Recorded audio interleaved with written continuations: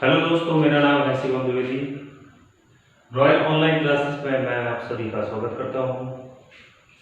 आज की क्लास को स्टार्ट करने से पहले मैं एक बात बोलना चाहता हूं कि न बैठ थक कर उड़ान अभी बाकी है, जमीन खत्म हुई तो क्या हुआ, आसमां अभी बाकी है।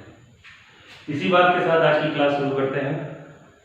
तो आज की क्लास में हम लोग टाइम वर्क को डिस्कस करेंगे। टाइम वर्क एक अर्थमेटिक का पोर्शन है, बहुत ही सिंपल चैप्टर है अर्थमेटिक में।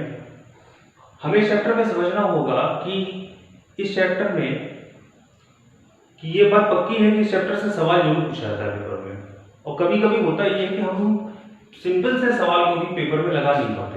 तो रीजन क्या है? रीजन ये है कि हम पूरे जो टाइप्स हैं इसके उसको पढ़ नहीं पाते। तो हमें इसके पूरे जो टाइप्स हैं उसको डिस्कस करना होगा। तो इस चैप्टर के अंतर्गत हम कुल मिलाकर 7 टाइप को डिस्कस करेंगे, कुल 7 टाइप को डिस्कस करेंगे। तो आज की क्लास को स्टार्ट करते हैं। टॉपिक है time and work. Copy pen ले लीजिए आप लोग। स्टार्ट करते हैं टाइम एंड वर्क।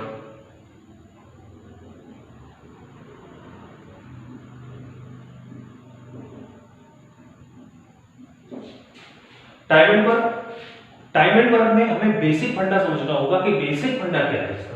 इसका बेसिक फंडा यह है कि जैसे मान लेते हैं कि एक किसी काम को 10 दिन में कंप्लीट कर रहा है। एक किसी काम को अगर 10 दिन में कंप्लीट कर रहा है तो एक दिन में कितना काम करेगा? तो एक दिन में काम करेगा 1/10। अगर एक 10 दिन में पूरा काम कर रहा है तो एक दिन में कितना काम करेगा? 1/10। एज सेम एज बी अगर किसी काम को 20 दिन में कंप्लीट कर रहा है इन 20 डेज, तो वो एक दिन में कितना काम करेगा? तो एक दिन में करेगा 1/20। तो बेसिकली बात ये है कि अगर हम टाइम को उल्टा करें तो हमें क्या मिलता है? वर्क।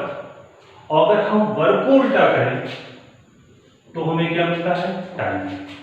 दैट मीन हम बोल सकते हैं कि time is inversely proportional to W and W is inversely proportional to time. That mean कि समय काम का उल्टा है और काम समय का। ये बेसिक फंडा है। तो चलते हैं इसके टाइप्स की ओर। तो इसका पहला टाइप है सिंपल टाइप। हम सिंपल टाइप को डिस्कस करेंगे। आप लोगों ने देख लिया होगा, समझ लिया होगा कि टाइम का उल्टा वर्क है और वर्क का उल्टा टाइम है। Time inversely proportional to 1/W and W is inversely proportional to 1/T। अभी चलते हैं।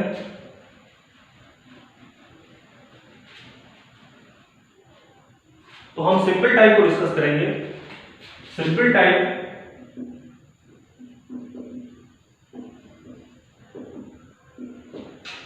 टाइप में हमें बहुत छोटे छोटे सवाल मिलेंगे।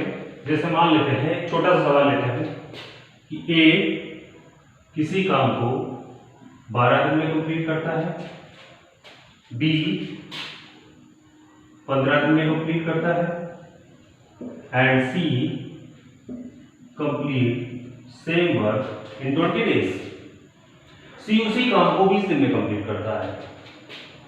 सो आपसे पूछेगा कि ये तीनों मिलकर उस काम को कितने दिन में समाप्त करेंगे। तो बहुत ही सिंपल है कि ये तीनों मिलकर उस काम को कितने दिन में समाप्त करेंगे। एक ऐसा नंबर जो 12, 15, 20 से डिविजिबल हो, हमें वो लेना पड़ेगा। तो ऐसा नंबर जो 12, 15, 20 से डिविजिबल हो, that is called LCM. LCM क्या होगा? 60। तो 12 से अगर कट करेंगे तो कितना होगा? 5। मतलब ए रोज कितना काम करेगा? 5। बी रोज कितना काम करेगा? 4 एंड सी रोज कितना काम करेगा? 3।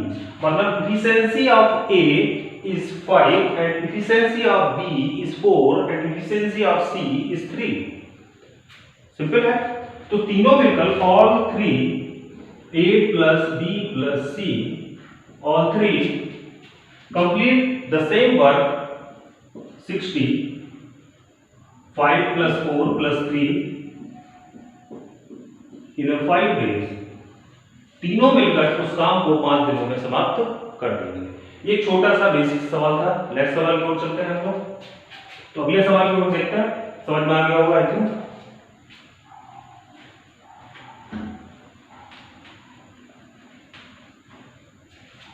नेक्स्ट सवाल को चलते हैं। मान लेते हैं कि A प्लस B किसी काम को 12 दिन में कंप्लीट करते हैं and only B complete the same work in 16 days. मतलब A प्लस B किसी काम को 12 दिन में समाप्त करते हैं जबकि B अकेला इस काम को 16 दिन में समाप्त करता है। तो आपसे कुछ भी पूछ सकता है इस सवाल में। तो एक ऐसी संख्या जो 12 और 16 से डिविजिबल हो, दैट मीन एलसीएम होगा उस नंबर का 12 और 16 का, तो कितना होगा 48। Efficiency of A plus B की बात करें तो कितनी होगी 4। एफिशिएंसी ऑफ B की बात करें तो कितनी होगी 3। अगर हम समझें कि हमसे ये भी पूछ सकता है सवाल में कि A अकेला इस काम को कितने दिन में समाप्त करेगा, तो हम ये कहेंगे कि A की एफिशिएंसी कितनी है। हम किसी का टाइम तब तक नहीं निकाल सकते जब तक उसकी एफिशिएंसी न पता हो। तो A की एफिशिएंसी क्या होगी, तो A की एफिशिएंसी बहुत सिंपल है कि जब B की एफिशिएंसी 3 है और A प्लस B की एफिशिएंसी 4 है तो A की एफिशिएंसी क्या होगी 1। तो 48/1 A इस काम को 48 दिनों में समाप्त कर देगा। बहुत ही सिंपल सवाल था। नेक्स्ट सवाल को चलते हैं। समझ गए होंगे आपको।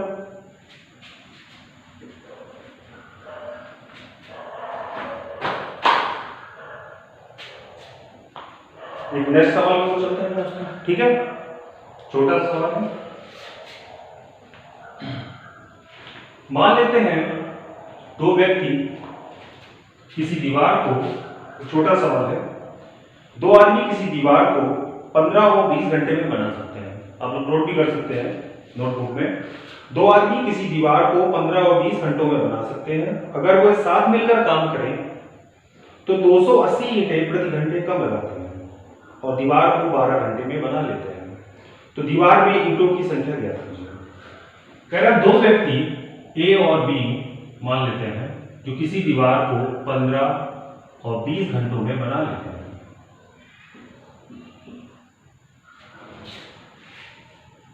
अगर वो साथ मिलकर काम करें तो 280 ईंटें प्रति घंटा कम लगाते हैं और दीवार को 12 घंटे में बना लेते हैं। तो पहले हम देखेंगे 15 और 20 का एलसीएम कितना होगा। तो एलसीएम कितना होगा 60। अभी हम सिंपल टाइप को डिस्कस कर रहे हैं तो इसका एलसीएम 60 होगा। एफिशिएंसी ऑफ ए देखेंगे तो कितनी होगी 4 एंड एफिशिएंसी ऑफ बी देखेंगे तो कितनी होगी 3। मतलब अलग अलग अगर ये काम कर रहे हैं तो अलग अलग काम करने में वो कह रहा है कि ए प्रति घंटे 4 ईंट लगा रहा है जबकि बी प्रति घंटे 3 ईंट लगा रहा है। तो जब ये अलग अलग काम कर रहे हैं तो प्रति घंटे दोनों मिलकर ए प्लस बी प्रति घंटे 7 ईंट लगा रहे हैं। लेकिन अगर वो बोल रहा है कि अगर ये दोनों साथ मिलकर काम करें देन ए प्लस बी दोनों साथ मिलकर काम करें तो इस दीवार को 12 घंटे में बना लेते हैं। इसका मतलब ये है कि ए प्लस बी इस 60 की दीवार को 12 घंटे में बना रहे हैं। तो इसका मतलब ये है कि ये प्रति घंटे 5 ईंट लगा रहे हैं, 5 ईंट। और जब ये अलग अलग कर रहे थे तो ये प्रति घंटे 7 ईंट लगा रहे थे और साथ मिलकर कर रहे हैं तो 5 ईंट लगा रहे हैं। दैट मीन ये हुआ कि पहले के कंपैरिजन में अब 2 ईंट कम लगा रहे हैं, प्रति घंटे 2 ईंट कम लगा रहे हैं। तो हमारा जो डिफरेंस है, ये जो डिफरेंस है वो कितने का है, वो 2 ईंट का है। और ये जो 2 ईंट है ये बराबर है 280 ईंट के। क्योंकि बोल रहा था कि अगर वो साथ मिलकर काम करें तो 280 ईंटें प्रति घंटा कम लगाते हैं। तो 2 बराबर 280 के तो 1 इज इक्वल टू कितना होगा 140। 1 is equal to 140 then 60 is equal to कितना होगा, क्योंकि हमने दीवार 60 की मानी थी। तो 1 is equal to 140 then 60 is equal to कितना होगा, तो देन 60 इज इक्वल टू होगा 140 into 60 8400 8400। तो कम से कम ईंटों की जो संख्या होगी वो 8400। आई थिंक मुझे लगता है समझ में आ गया होगा कि ए किसी काम को 15 घंटे में, बी उसी काम को 20 घंटे में कर रहे थे। तो दोनों मिलकर जो काम था वो 60 था ए की इफिशिएंसी 4 आ रही थी, बी की इफिशिएंसी 3 आ रही थी, दोनों मिलकर अगर अलग अलग देख रहे थे तो अलग अलग दोनों 7 ईंट लगा रहे थे प्रति घंटे। अगर साथ मिलकर काम कर रहे हैं तो साथ मिलकर ये दीवार को 12 घंटे में ही बना रहे हैं, तो 12 घंटे में बना रहे हैं, इसका मतलब है दैट मीन 1 घंटे में 5 ईंट लगा रहे हैं। समझ रहे होंगे, 1 घंटे में 5 ईंट लगा रहे हैं, और जब अलग अलग कर रहे थे तो 7 ईंट लगा रहे थे। इसका मतलब है कि 2 ईंट की कमी, प्रति घंटे 2 ईंट की कमी, तो 2 बराबर 280, तो 1 बराबर 140। दीवार मानी थी 60 की, तो 60 बराबर कितना होगा 8400। इसका मतलब है दीवार में ईंटों की संख्या कम से कम 8400 है। आई थिंक मुझे लगता है समझ में आ गया होगा, सिंपल टाइप है। अगले टाइप की ओर चलते हैं।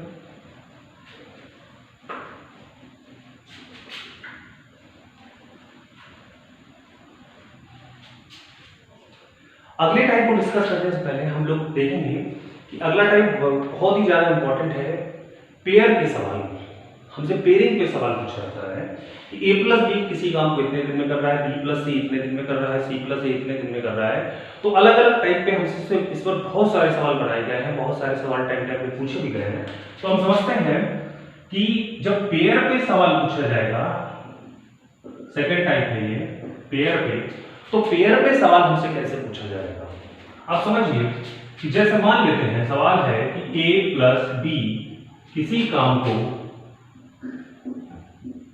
10 दिन में करना है, b प्लस सी उसी काम को 12 दिन में कर रहा है, एंड c प्लस ए उसी काम को 20 दिन में कर रहा है। तो a प्लस बी 10 दिन में, b प्लस सी 12 दिन में, एंड c प्लस ए 20 दिन में कंप्लीट कर रहा है। तो हमसे इस सवाल पर कुल 7 सवाल पूछे जा सकते हैं, मिनिमम 6 या 7 सवाल बनाकर पूछे जा सकते हैं। हमें कैटेगरी को समझना होगा कि हमसे कितना वाइड रेंज होकर पूछा जा सकता है, क्या क्या पूछा जा सकता है, वही हम समझ रहे हैं। टाइम एंड वर्क बहुत सिंपल चैप्टर है, सबको आता है लगभग, लेकिन हम लोग यहाँ ये देखेंगे कि हमें कितना आता है। आप यहाँ पर चेक करिए कि आपको कितना आता है। a प्लस बी 10 दिन में कर रहा है, b प्लस सी 12 दिन में कर रहा है, एंड c प्लस ए 20 दिन में कर रहा है। तो इस पर हमसे 6 सवाल कौन कौन से पूछे जा सकते हैं, वेरी इंपॉर्टेंट। एलसीएम कितना होगा, एलसीएम होगा 60 एलसीएम होगा।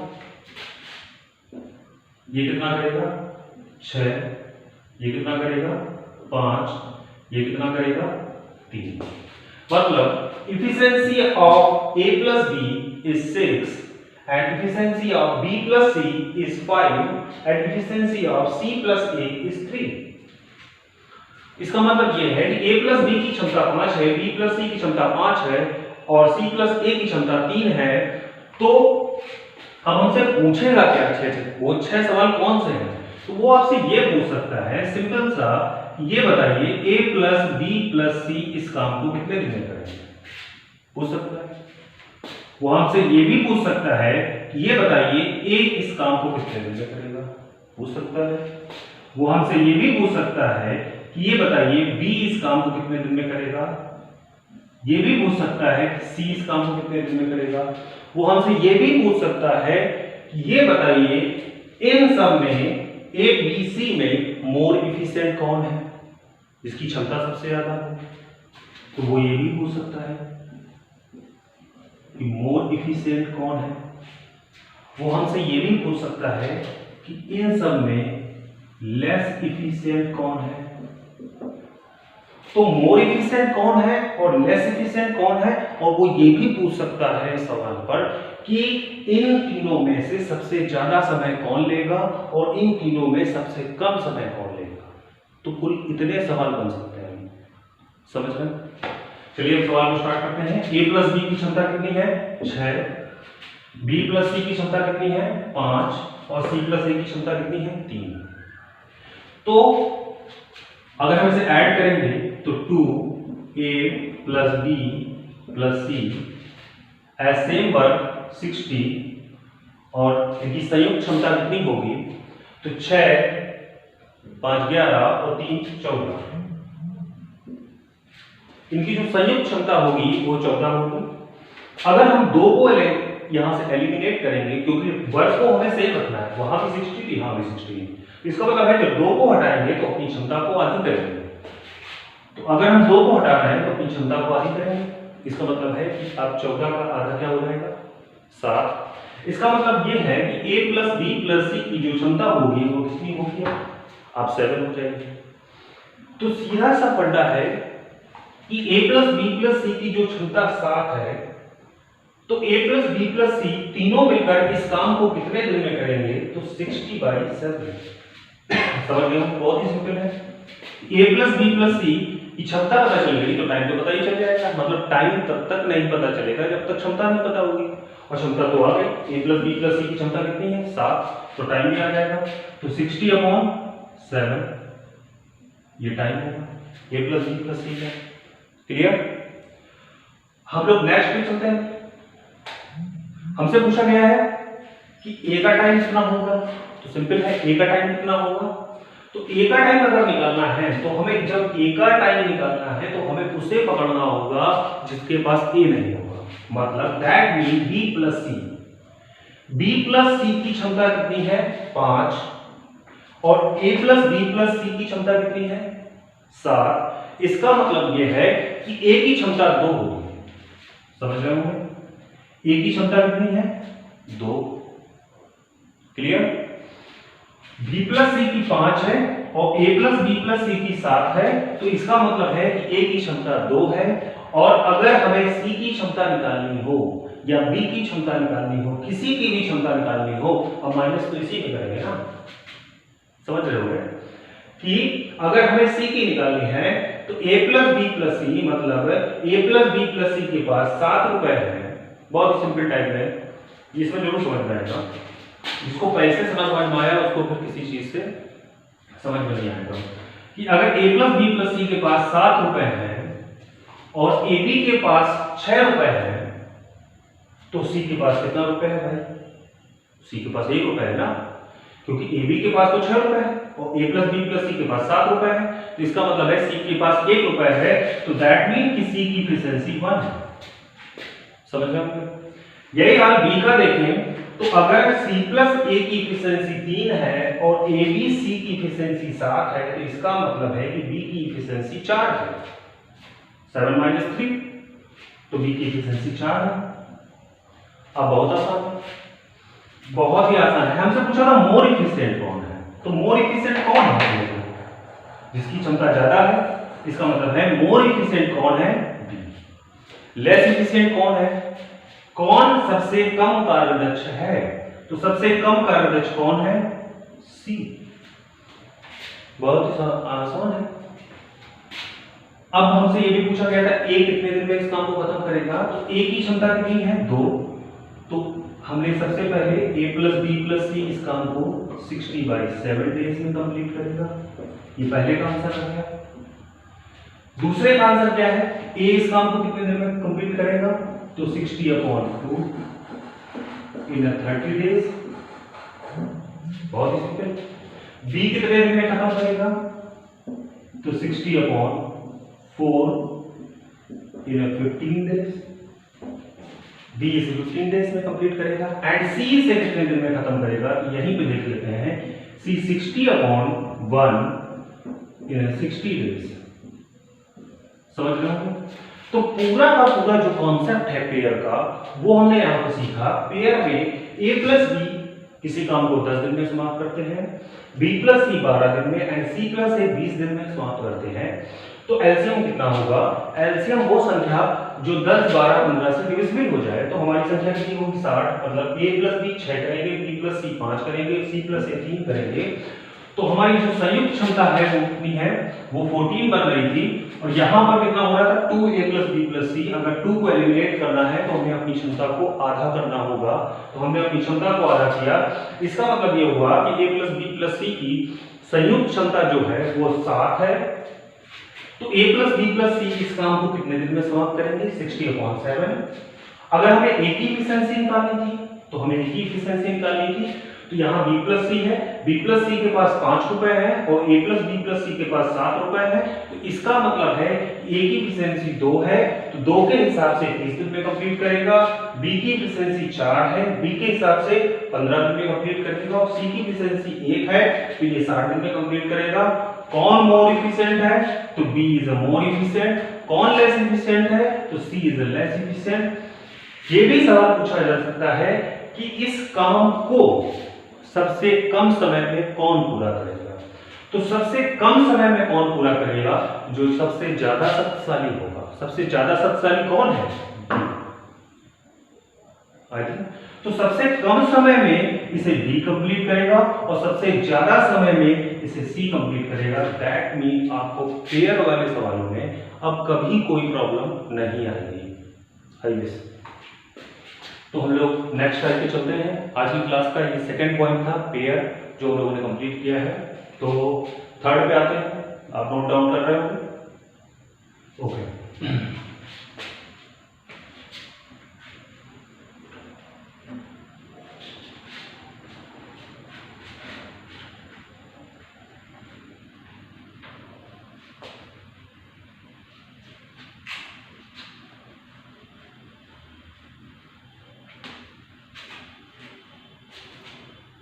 चलिए, तो आज की क्लास में हम थर्ड पॉइंट पर डिस्कस करेंगे। थर्ड पॉइंट क्या है? इफिशिएंसी, क्षमता। ये भी बहुत ही इंपॉर्टेंट है, इसमें बहुत सारे सवाल पूछे जाते हैं। अगर टाइम वर्क में कुछ इंपॉर्टेंट है, जो मुझे लगता है कि कुछ इंपॉर्टेंट है और सवाल बन सकता है, तो दोस्तों वो दो चीजें हैं, या तो मैन वुमेन चाइल्ड पर सवाल बन सकता है या तो इफिशिएंसी पर सवाल बन सकता है। ये दो बहुत ही ज्यादा इंपॉर्टेंट है, उसमें से एक को हम डिस्कस कर रहे हैं यहाँ पर। अब बहुत ही गौर से और अच्छे से समझिएगा कि इफिशिएंसी मतलब क्षमता, क्षमता के सवाल कैसे पूछे जाते हैं। हम बेसिक टू स्टैंडर्ड की ओर चलेंगे। बेसिक सवाल तो कुछ लोगों को स्टार्टिंग में लगेगा ये तो बहुत ही आसान है, तो आप थोड़ा सा वेट करिए 5 मिनट। 5 मिनट के बाद आपको समझ में आएगा कि कितना आसान है कितना नहीं। तो हम पहले सवाल में चलते हैं। पहला बिल्कुल बेसिक पॉइंट है, बिल्कुल बेसिक। जैसे मान लेते हैं कि हमसे सवाल को ये बोल रहा है कि efficiency of A is 3 times of B. A की इफिशिएंसी 3 गुनी है। 1 मिनट।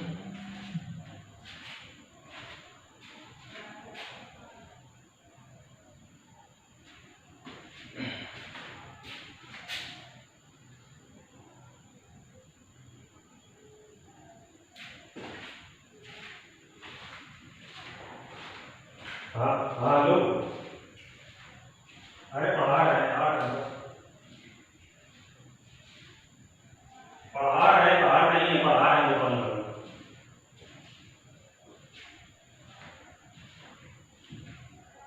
वही नहीं आएगा और क्या?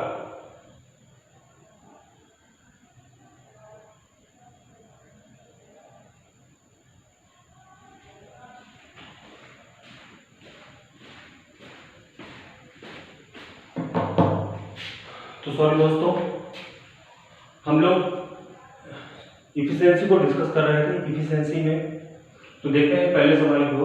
कह रहा है ए की क्षमता बी से 3 गुनी है। Efficiency of A is 3 times of B. A की क्षमता अगर बी से 3 गुनी है तो efficiency of A is 3 times of B.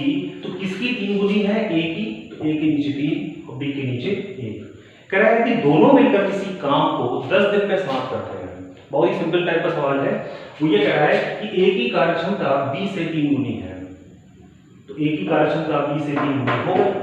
और यदि दोनों मिलकर इस काम को 10 दिन में समाप्त कर रहे हैं, तो दोनों मिलकर अगर 10 दिन में समाप्त कर रहे हैं, तो दोनों मिलकर एक दिन में कितना काम कर रहे हैं ये देखिए। तो दोनों मिलकर एक दिन में कितना काम कर रहे हैं? 4। और 10 दिन में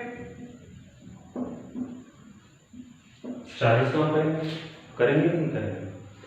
मतलब कह रहे हैं ए की कार्यक्षमता बी से 3 गुनी है, तो बिल्कुल सही, ए की कार्यक्षमता बी से 3 गुनी हो गई, तो दोनों मिलकर एक दिन में 4 काम करेंगे।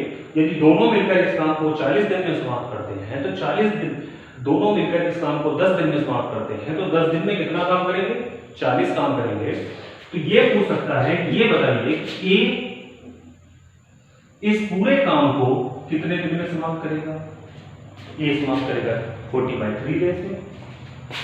बी इस काम को कितने दिन में समाप्त करेगा? 40/1, मतलब 40 डेज में।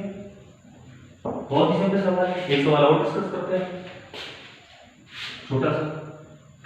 कह रहे efficiency of A is 2 times of B.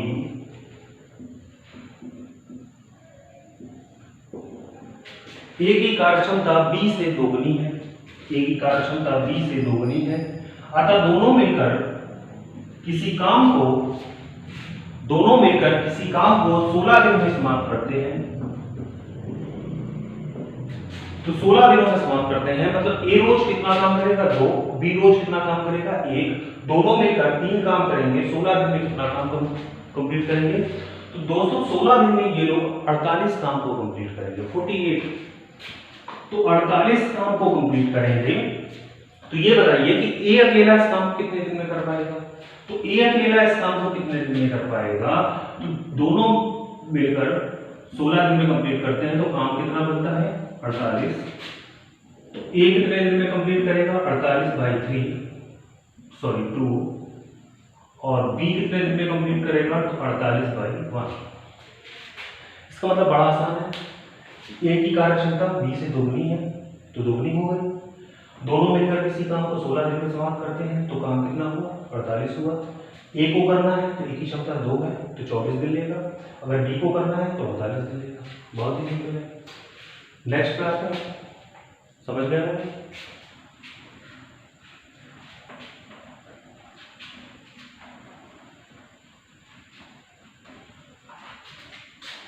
Next क्या है? तो नेक्स्ट को डिस्कस करते हैं।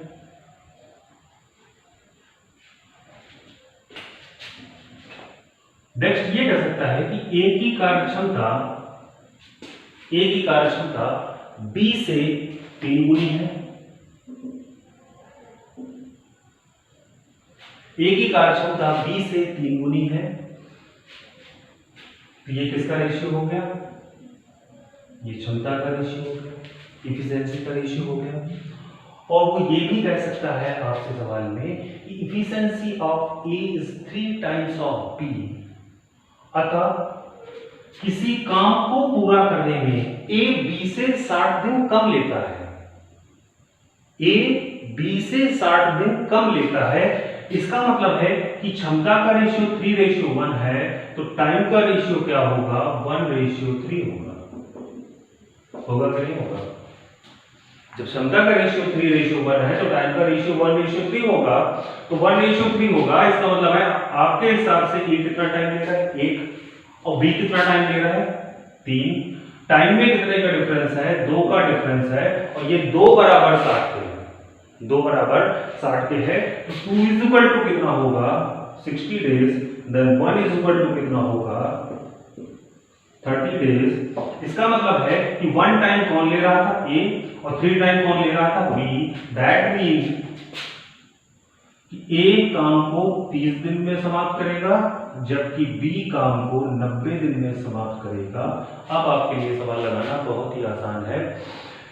सवाल को फिर से देखते हैं कि सवाल था क्या। वो ये कह रहा था कि ए की कार्यक्षमता बी से 3 गुनी है, अतः वह किसी कार्य को पूरा करने में बी से 60 दिन कम समय लेता है। तो ये बताइए दोनों मिलकर इस काम को कितने दिन में समाप्त करेंगे। बहुत ही सुंदर सवाल था कि ए की क्षमता तिगुनी है बी से, क्षमता का रेशियो 3:1 है, तो टाइम का रेशियो 1:3 होगा। इसका मतलब है कि ए 1 टाइम लेगा, बी 3 टाइम लेगा, तो टाइम का डिफरेंस 2 है। 2 बराबर 60 है, 1 बराबर 30 है, 1 बराबर 30 है, 3 बराबर 90 है। अब आसान है, अब निकाल सकते हैं। एलसीएम 90 होगा, ये 3 करेगा, ये 1 करेगा, तो दोनों मिलकर कितना करेंगे? 4। ए प्लस बी 90/4, आंसर होगा 22 सही 1/2। समझ गए? बहुत ही सिंपल सवाल है।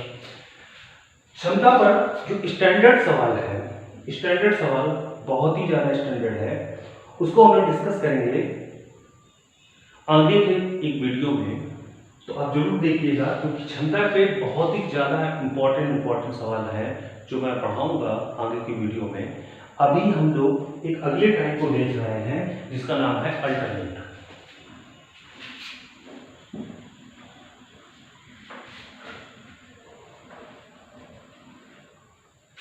तो अल्टरनेट को देखते हैं। आज की क्लास में हम चौथे पॉइंट को डिस्कस कर रहे हैं, चौथी कैटेगरी को डिस्कस कर रहे हैं। तो अल्टरनेट का मतलब क्या है? पुनरावृत्ति, बार बार पुनरावृत्ति होती है काम की। सवाल फिर आता है, डायरेक्ट समझते हैं। कह रहा है कि ए किसी काम को 7 डेज में कंप्लीट करता है, then B complete same work in 8 days, और ये काम को बारी बारी शुरू करते हैं। बारी बारी शुरू करने का मतलब ये है कि जिस दिन ए जाएगा उस दिन बी नहीं, जिस दिन बी जाएगा उस दिन ए नहीं। एलसीएम कितना होगा? एलसीएम होगा 56। ए की एफिशिएंसी कितनी होगी? 8, एंड बी की एफिशिएंसी कितनी होगी? 7। दिख रहा होगा? तो इसका मतलब है कि ए रोज कितना काम करेगा? 8, और बी रोज कितना काम करेगा? 7। लेकिन ये बारी बारी काम करते हैं, अल्टरनेट काम करते हैं। इसका मतलब ये है कि ए पहले दिन कितना काम करेगा? 8, और बी दूसरे दिन जाके कितना काम करेगा? 7। इसका मतलब है कि जिस दिन ए जाएगा उस दिन बी नहीं जाएगा, और जिस दिन बी जाएगा उस दिन ए नहीं जाएगा। ये अल्टरनेट का मतलब है। तो अगर देखा जाए, बेसिकली देखा ये जाए कि ये जो 8 और 7 काम हुआ है वो कितने दिन में हुआ है? वो 2 दिन में हुआ है। 2 दिन में 15 काम। तो 2 दिन में अगर 15 काम हुआ तो अगले 2 दिन में फिर से 15 काम होगा, और फिर अगले 2 दिन में 15 काम होगा। तो इसका मतलब है, अगर हम देखें, कंसीडर करें, तो 6 दिन में 45 काम कंप्लीट हो गया। 6 दिन में कितना काम कंप्लीट हो गया? 45 काम हो गया। क्योंकि पहले दिन ए गया 8 किया, दूसरे दिन बी गया 7 किया, 2 दिन में 15 काम किया, तो अगले 2 दिन में फिर 15, फिर अगले 2 दिन में 15। बस हमें ये देखना है कि वो कहीं 56 से आगे नहीं मिल जाए। तो 45 काम कंप्लीट जब हो गया, 45 काम कंप्लीट हुआ 6 दिन में, तो अगले दिन अब बारी किसकी आएगी? बारी उसी की आएगी जिसने काम शुरू किया था। तो काम की शुरुआत की थी ए ने, तो अगले दिन अब बारी किसकी आएगी? ए की आएगी। ए जाएगा और कितना काम करेगा?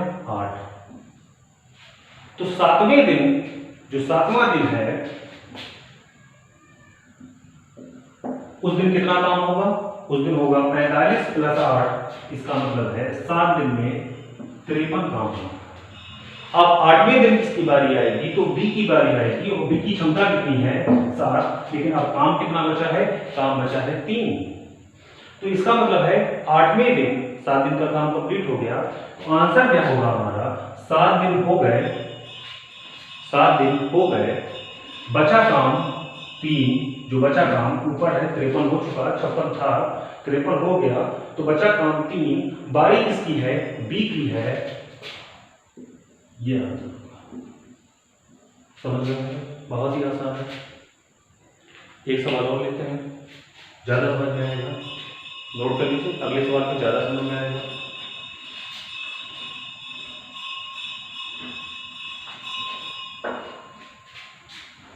अगला एग्जाम्पल लेते हैं, बहुत ही बेसिक सा। पहला वीडियो है तो थोड़ा बेसिक है, जब अगले वीडियो के टाइम एंड वर्क पार्ट 2 पे आएंगे तो थोड़ा सा टफ होगा। मान लेते हैं कि ए किसी काम को 9 दिन में समाप्त करता है, और बी इसी काम को 12 दिन में समाप्त करता है, और ये अल्टरनेट काम करता है, अल्टरनेट बारी बारी से। एलसीएम कितना होगा?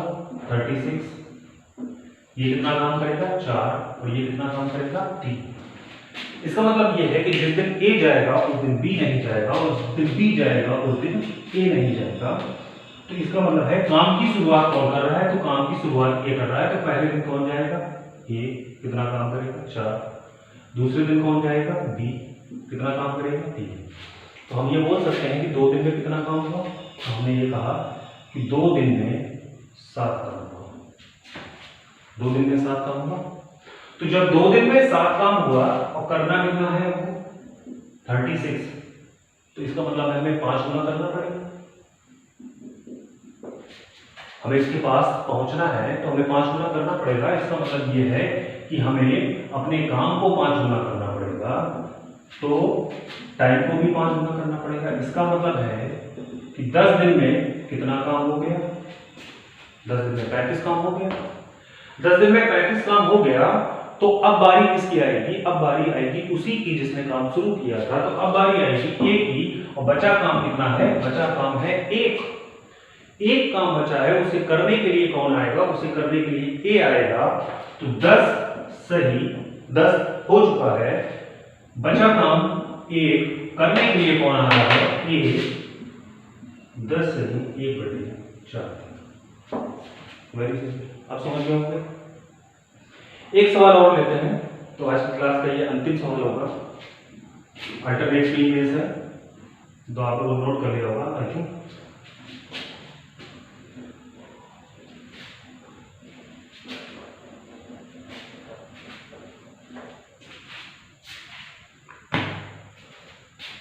तो आज क्लास का अंतिम सवाल है, ए किसी काम को 11 दिन में, बी 22 दिन में और सी 55 दिनों में समाप्त करते हैं।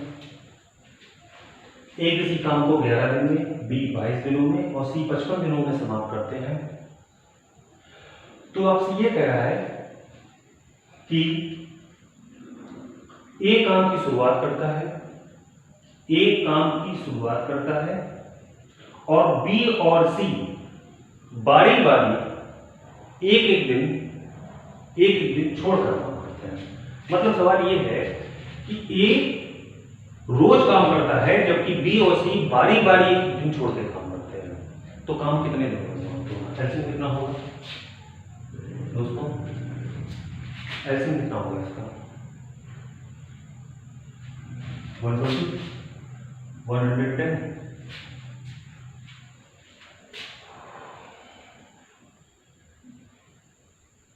10,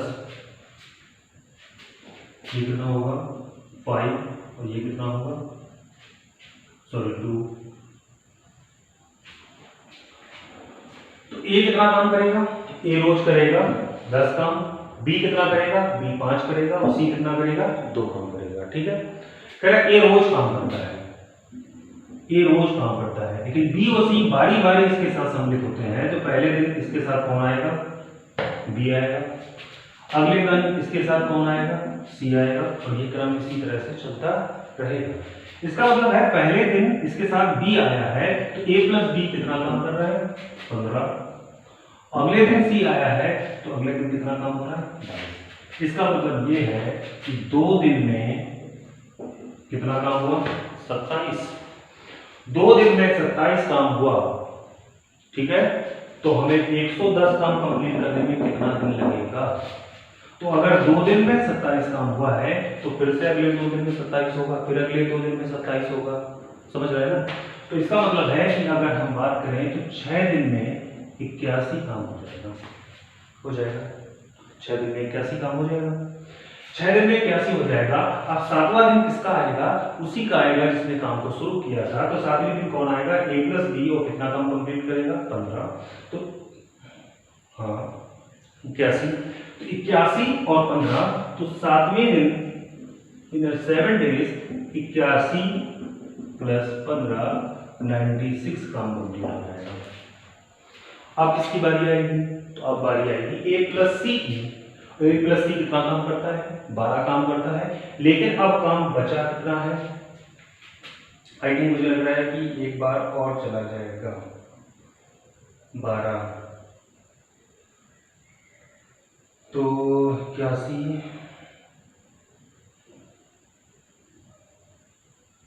और 27,